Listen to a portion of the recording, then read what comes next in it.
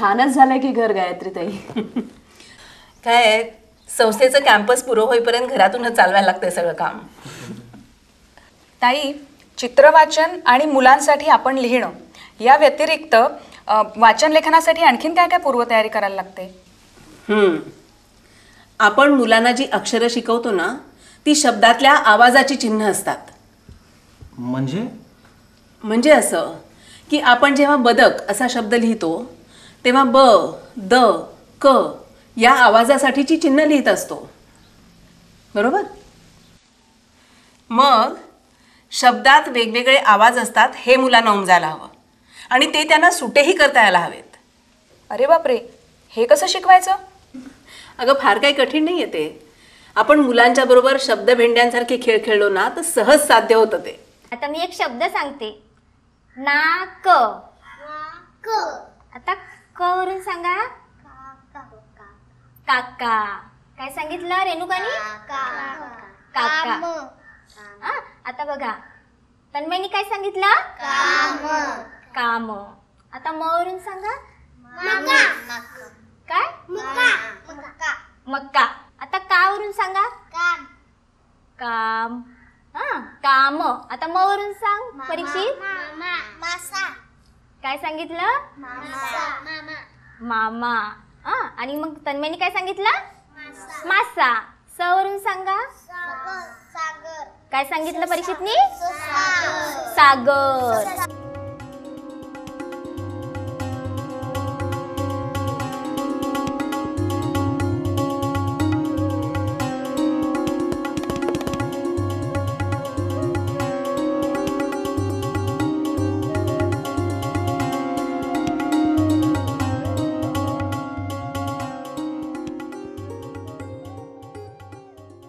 आता बघा मी काय सांगते.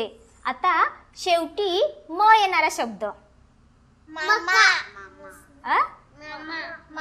मामा. शेवटी म येणारा सांगायचा. मामा. मामी. काम. का म आला शेवटी म. पुन्हा सांगा शेवटी म येणारा. काय? घाम. असा शेवटी म ऐकायला आला पाहिजे. चमचम. काय सांगितलं? चमचम.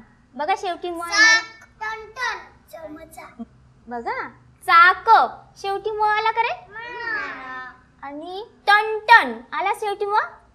बघा टनटन. म आला शेवटी. काय काय होईल? टमटम. काय?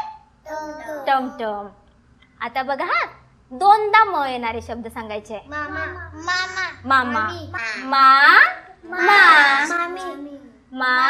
मी. आला का? चम. चम. आला दोनदा म. पुन्हा बघा असा पाऊस पडतो. आला दोनदा म. आता मध्ये म येणारा. कमळ. प्रांजळ मध्ये म येणारा सांगा. चिवचिव काय करते ग? चिमणी. मोनिका पोहे कशाने खातो आपण? चमचा. चमचा. आला मध्ये मग बघा. आकाशातून असं उडतं. भेंड्या खेळता खेळता मस्त व्हेरिएशन केलं ना ताईंनी. म्हणजे दोनदा म येणारे शब्द सांगा, मध्ये म येणारे शब्द सांगा असं. नाही तर थोड्या वेळाने मुलांना बोर झालं असतं. म्हणजे मूळ हेतूला धक्का न लावता असे अनेक बदल करू शकतात ना शिक्षक खेळात.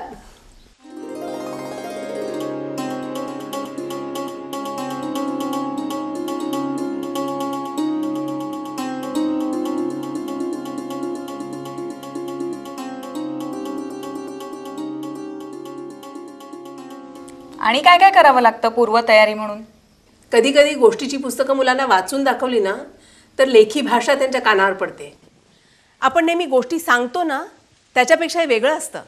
वेगळं ते कसं? म्हणजे वाचून दाखवताना आपण चेहऱ्यावरचे हावभाव कमी करतो. वाचताना वाक्यरचनाही बऱ्याच अंशी प्रमाण भाषेत असते. त्यामुळे होतं काय, मुलांची हळूहळू लेखी प्रमाण भाषेशी ओळख वाढायला लागते. म्हणजे वर्गात गोष्टीची पुस्तकं वाचून दाखवायला हवीत, नाही का? हो ना, मुलांना वाचून दाखवणं हाही वाचनपूर्व तयारीचाच भाग आहे.